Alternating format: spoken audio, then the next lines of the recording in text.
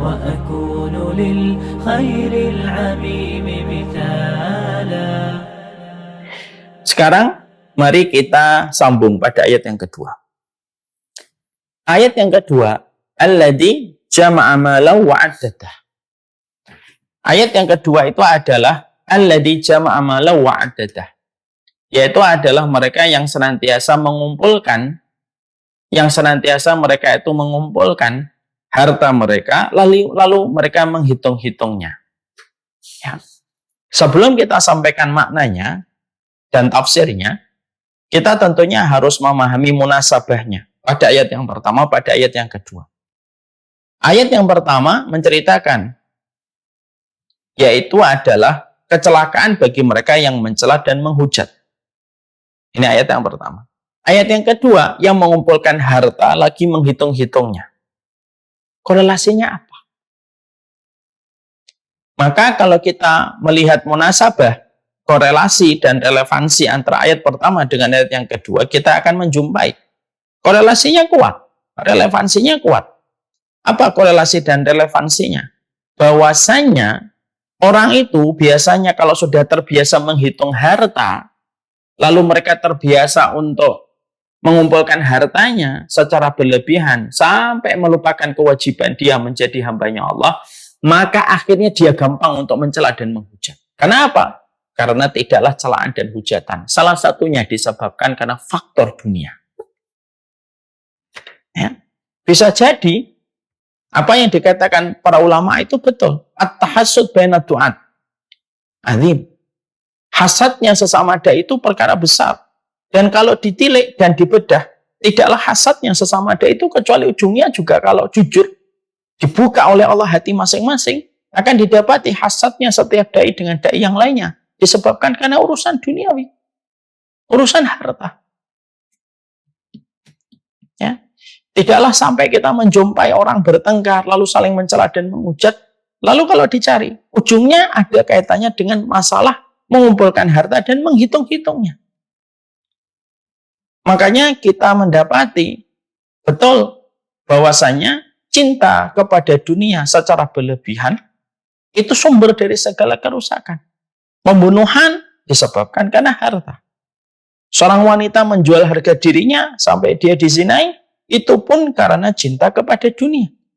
Dan tidaklah seseorang terperosok kepada celaan dan hujatan, itu juga karena dunia. Pebisnis, menghujat pebisnis yang lain. Kalau ditelusuri, ternyata urusannya adalah masalah uang. Seorang penuntut ilmu dengan sesama dai dan dai ternyata ada hubungannya dengan uang. Makanya Allah ketika meletakkan ayat yang pertama, wailul likulli humazatil lumazah, ayat yang kedua sangat relevan untuk menjelaskan perilaku menghujat, perilaku mencela ada hubungannya dengan sebuah sikap, dengan sebuah pola hidup. Orang yang mereka itu suka menghitung dan mengumpulkan hartanya secara berlebihan. Ya. Nah, ini menjadikan kita memahami munasabah korelasi antara ayat pertama dengan ayat yang kedua. Tentunya mari kita bedah ayat yang kedua setelah kita menyampaikan korelasi antara ayat yang pertama dengan ayat yang kedua.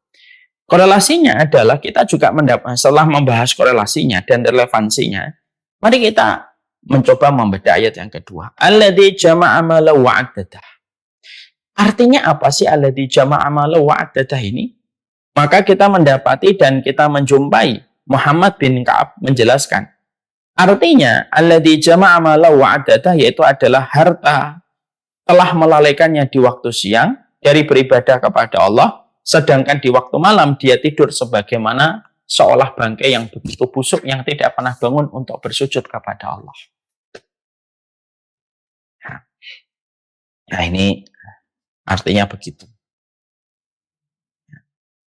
Jadi yang dikatakan di dalam ayat yang kedua pada surat Al-Humazah itu siapa sih? Yang mereka ketika di waktu siang bekerjanya begitu bersemangat, sigap pergi ke sana kemari, tanpa lelah, tanpa letih, tapi dengan sigapnya dia untuk mendatangi tempat-tempat pekerjaannya untuk mendapatkan finansial, maka dia melalaikan ibadah dia kepada Allah, sholatnya berantakan. Dan di waktu malam, ketika dia terlalu bersemangat di waktu siangnya untuk mencari dunia, maka di waktu malam mereka bagaikan jusah, mereka bagaikan bangkai di waktu malam, tertidur begitu dalamnya dia dalam tidurnya, dia tidak pernah bangun untuk bersujud kepada Allah sampai subuh pun terlewatkan. Atas nama kesibukan mencari dunia. Ini yang kita khawatirkan. Makanya Masya Allah ya, inilah salah satu di antara hal yang kita khawatirkan, terutama ketika kita hidup pada zaman fitnah. Perilaku orang yang mereka terkena dampak kapitalisme dan materialisme, yang semuanya diukur dari sudut pandang materi dan finansial. Sampai akhirnya sekarang muncul sebuah kata-kata yang viral, lo punya uang, lo punya kuasa. Ini kan dampak orang yang tidak tahu dan tidak paham tentang Allah kalau sampai mengatakan itu dan dia membenarkan perkataan itu. Maka kita mencoba untuk melihat apa sih dampaknya kalau manusia itu secara dohirnya suka mengingat hartanya, lalu dihitung-hitung terus hartanya. Mari kita bedah dari sudut pandang yang disampaikan oleh para ulama.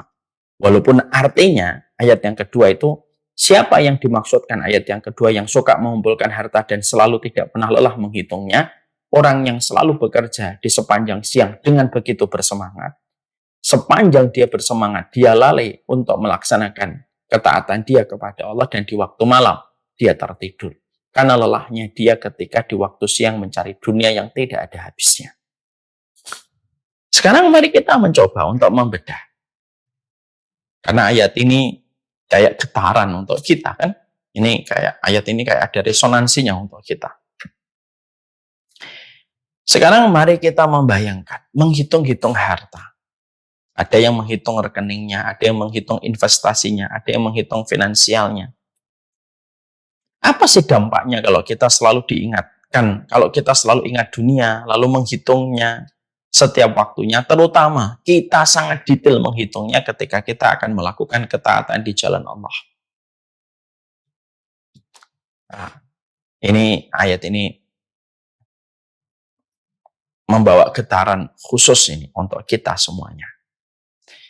Maka dampak yang didapatkan kalau ada orang yang memiliki perilaku, pola di dalam hidupnya untuk menghitung hartanya. Yang pertama, orang yang senantiasa mereka menghitung-hitung hartanya dan tidak pernah lelah bersemangat untuk mengumpulkannya dengan berbagai macam niat, ya, yang dia datangkan untuk hatinya dan pikirannya. Niatnya supaya dia kaya, supaya nanti punya warisan, supaya dia bisa menikmati hidup dengan niatan-niatan yang salah.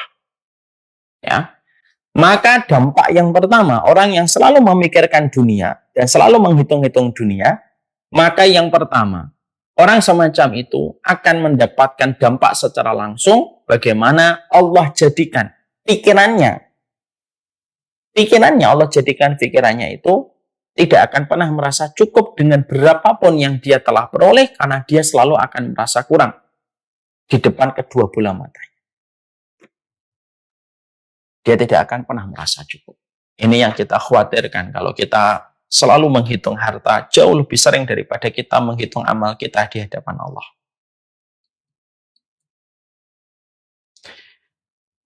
Mana dalil untuk perkara itu? Yaitu ketika Allah menyampaikan kepada kita di dalam satu riwayat yang sahih. Man kanat hammuhud dunya ja'alallahu faqrahu baina ainihi wa farraqa alaihi syamlahu wa lam ya'tihi dunya illa ma qaddara lahu. Allah itu menyampaikan, siapapun manusia yang pola pikirnya, obsesinya hanya tertuju untuk dunia, hanya itu saja. Dia bangun tidur, dia tidur kembali, dia melakukan hobi, dia mengembangkan circle, dia mengembangkan link, sampai dia belajar lagi dan belajar lagi. Tapi selalu yang menjadi tujuan pertama dari semua aktivitas yang dia lakukan, hanya bermuara supaya memastikan finansialnya itu berkembang dan bertambah banyak. Maka siapapun yang memiliki sifat dan pola hidup yang semacam itu, kata Rasulullah, Allah memberikan kepadanya 3 balasan langsung. Apa itu? Ja'alallahu faqrahu baina ainihi. Allah akan menjadikan kacamata kefakiran itu tepat di kedua belah matanya. Sehingga dia tidak akan pernah merasa cukup. Semakin menghitung, semakin Allah cabut rasa cukup. Semakin kita meletakkannya dengan yang wajar dan tidak terlalu menghitungnya, semakin menjadi salah satu sebab Allah bisa mencukupkan hati kita.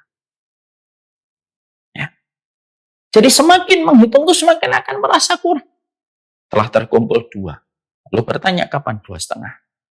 Telah terkumpul 2,5 akan berpikir dan mengatur strategi bagaimana bisa menjadi 3.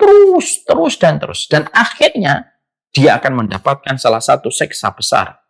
Dan siksa besar itu bukan hanya ketika seorang manusia menderita ini, menderita penyakit itu. Bukan.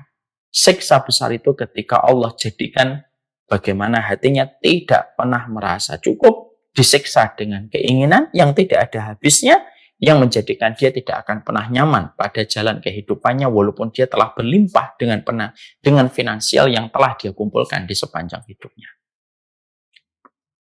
Dan saya sudah berulang-ulang mengatakan, orang itu kalau tidak disukai oleh Allah, salah satunya apa? Allah campakkan hidupnya dan Allah jadikan dia tidak pernah cukup dengan seluruh keinginan. Habis beli ini, nanti beli ini. Habis beli ini, beli ini. Habis beli ini, beli ini. Padahal semua barang yang sudah dibeli sudah kehilangan makna. Walaupun dia bernafsu sebelum memilikinya untuk membelinya.